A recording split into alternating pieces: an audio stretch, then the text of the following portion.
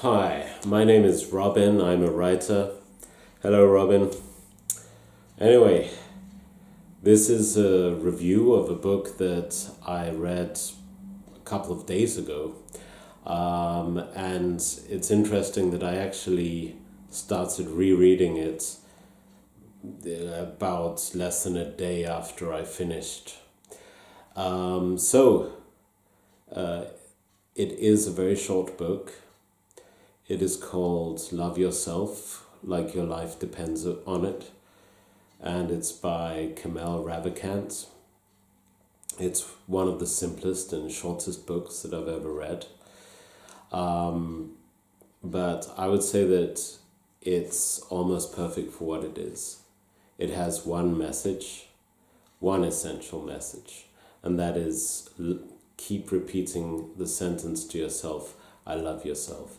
I love myself, I love myself, I love myself, I love myself, and do it all the time. That's the central message of the book. I would say the distinction that there is in the book is that you don't have to actually believe it to be repeating it. It works anyway. Because there's a lot of thoughts that we have in our heads that are kind of counterproductive to us. There are a lot of thoughts that actually impede us in going about what it is that we want to accomplish. You might have an inner tormentor that tells you, I'm an idiot, I can't do it, or whatever. We have learned to have a lot of most of us, not everybody, but most of us have learned to have a lot of inner garbage, a lot of garbage inside our heads. And the point of the book is, well, instead of that, instead of the limiting beliefs, and instead of beating yourself up as you've learned to do through your upbringing, why not say this one sentence, I love myself, I love myself, I love myself. It's a very interesting proposition because when I first read it, I thought, this is too simple. And indeed, if somebody told me this at a party, I would just think this is too simple. But I really like that he accorded it the space that it deserves by making a book out of it. It's a very short book, as I've mentioned.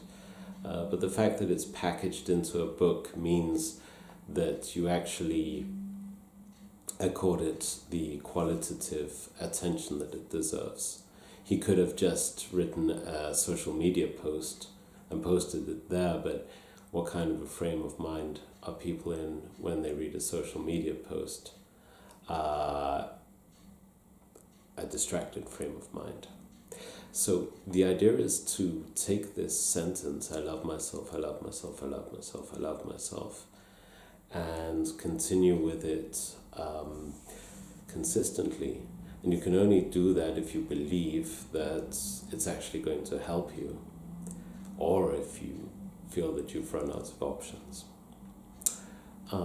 So for Kamal Ravikant, the author of this book, it had very deep, long, far-reaching results. For him, he was in a very deep depression when he decided to try this. He was staying at home with the blinds down, and he was just lying there crying. As far as I remember, don't get angry if he wasn't crying, but that's the gist of it. Anyway, what happened was that he was so desperate that he said, well, I'm going to try this. And he just started repeating, I love myself, even when he was lying in bed with the covers down and just in his depression and not convinced at all. Feeling that he hated himself, but still repeating, I love myself.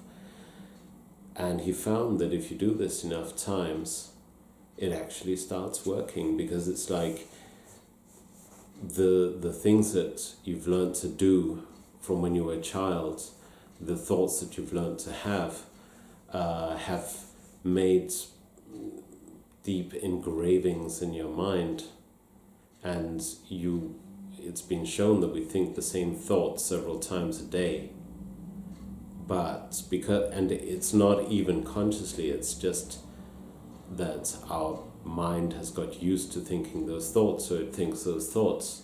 But this method of saying I love myself, I love myself, I love myself teaches the mind to think that, and so it also becomes unconscious, just saying I love myself.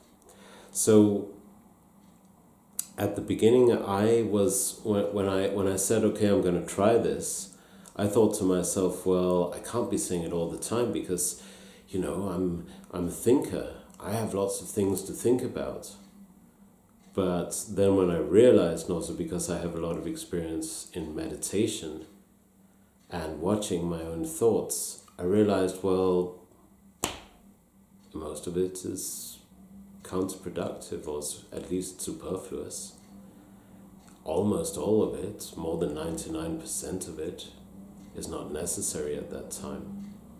It's kind of, I have this metaphor in my book, Conscious Living, where I say that it's like watching a sports game, and the thoughts in the mind are like the commentators of the sports game. If you turn the sound down, you still see the same picture, it's still the same thing happening.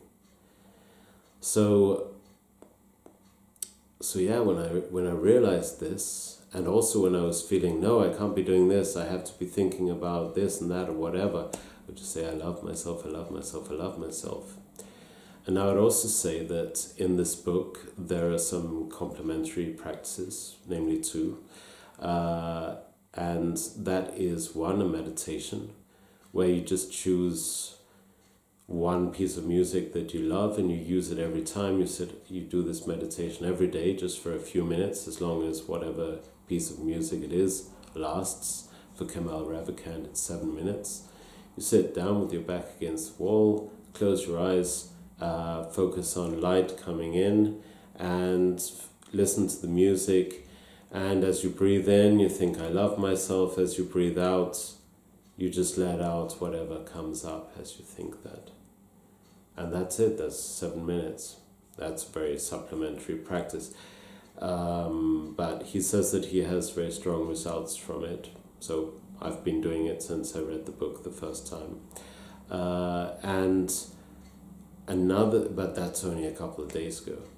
Another thing which I found to be already quite significant is the question that in certain situations you'll ask yourself, if it's really true that I love myself, if it's true that I love myself, would I allow myself to be experiencing what I'm experiencing right now? And if the answer is no, then you get out of that. You get out of that situation. That's very powerful, and I found it to be so in the last few days. So, what would I say? Well, in conclusion, I would like to give Kamal Ravikant big thumbs up for this book. Is it a deep, nuanced work? No, not at all. It's a book with one message, just one message.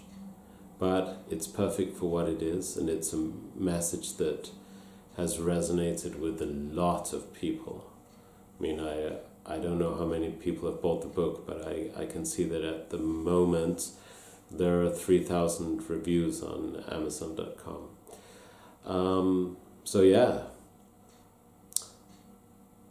with this book's immediate practicability, with the game changer idea of it doesn't matter if you believe it or not, it still works, and with the way that it's written that motivates you to follow through, this book, despite its shortness and despite the fact that it has very few dimensions to it,